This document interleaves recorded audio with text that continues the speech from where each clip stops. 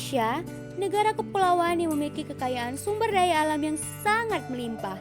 Dan jika digolongkan menurut sifatnya, sumber daya alam dapat dibagi menjadi dua golongan, yaitu sumber daya alam yang dapat diperbarui dan sumber daya alam yang tidak dapat diperbarui. Semua itu ada di Indonesia. Salah satu sumber daya yang ada di Indonesia yaitu mineral timah yang tersebar dalam beberapa daerah yang disebut dalam The Indonesian Tin Belt, yaitu Bangka Belitung. Salah satu pulau yang kini mendapat perhatian dari masyarakat domestik serta mancanegara. Selain objek wisata yang menarik, Bangka Belitung juga dikenal sebagai pulau dengan penghasil timah terbesar di Indonesia. Serta setengah timah di dunia berasal dari Bangka Belitung loh. Sekarang Bangka Belitung adalah pulau indah yang kini dipenuhi oleh bolongan bekas penambangan timah. Dan Bangka Belitung saat ini sedang mengalami kelonjakan harga timah. Dengan harga timah yang melambung tinggi, banyak sekali orang melakukan tambang timah ilegal di berbagai daerah yang ada di Bangka Belitung. Adanya tambang timah ilegal ini, seperti yang kita lihat bersama-sama di video, kita bisa melihat bahwasannya tambang timah ini bisa membawa dampak positif dan dampak negatif. Salah satu dampak positifnya yaitu seperti contoh bekas tambang timah yang ada di Koba yang dinamakan Danau Kaulin. Danau Kaulin merupakan objek wisata hasil dari tambang timah ilegal yang membawa dampak positif berupa menjadi sumber ekonomi masyarakat. Dan contoh lainnya berada di Danau Pading yang terletak di Desa Perlang, Kabupaten Bangka Tengah, yang ramai didatangi wisatawan lokal. Hal-hal tersebut bisa berdampak positif karena dapat meningkatkan perekonomian masyarakat sekitar. Dan dari dampak negatifnya sendiri ada banyak.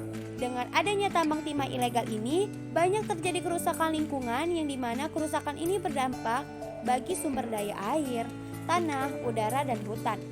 Tambang timah ilegal ini pun biasanya dilakukan dengan cara menebang pohon-pohon yang ada sehingga dapat menyebabkan bencana alam seperti lahan kering, banjir, dan lain sebagainya. Maraknya tambang timah ilegal ini pada umumnya dikarenakan banyak sekali masyarakat yang pengangguran dan mendengar kabar bahwa harga timah melambung tinggi, sehingga banyak sekali yang melakukan tambang timah ilegal. Tambang timah ilegal ini pada dasarnya merugikan negara karena para penambang ini tidak membayar pajak dan pada akhirnya pemerintah juga yang harus turun tangan dalam reklamasi bekas-bekas tambang timah ini. Masyarakat seharusnya mempunyai rasa bertanggung jawab dalam proses mencari timah.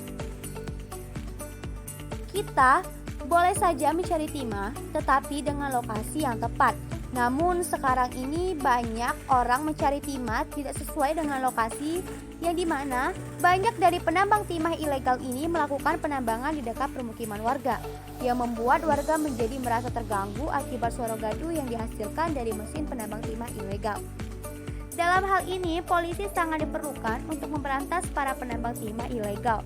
Polisi bisa melakukan sanksi baik berupa penyitaan mesin tambang atau bisa juga memberi sanksi berupa uang denda. Dan sebelumnya, lubang-lubang bekas tambang timah ini menganga ditinggal begitu saja oleh perusahaan maupun warga yang melakukan tambang timah ilegal. Beberapa cara dapat dilakukan untuk memulihkan lahan bekas galian tersebut, yaitu dengan cara melakukan reklamasi. Reklamasi tersebut dilakukan dengan cara menutup kembali bekas galian tambang yang terbuka dengan tanah penutup. Cara lain yang bisa diterapkan adalah dengan menanam buah-buahan dengan tujuan untuk mengundang aneka satwa, seperti burung dan kelelawar. Satwa tersebut diharapkan dapat menyebarkan benih-benih sehingga dapat tumbuh di daerah bekas tambang dan melakukan penanaman mangrove di area-area penambangan. Indonesia memiliki segala keperluan yang kita punya dan kita sebagai warga negara Indonesia sudah sepatutnya kita jaga dan lestarikan apa yang sudah diberikan Tuhan untuk kita. Mari jaga dan sayangi lingkungan sekitar kita.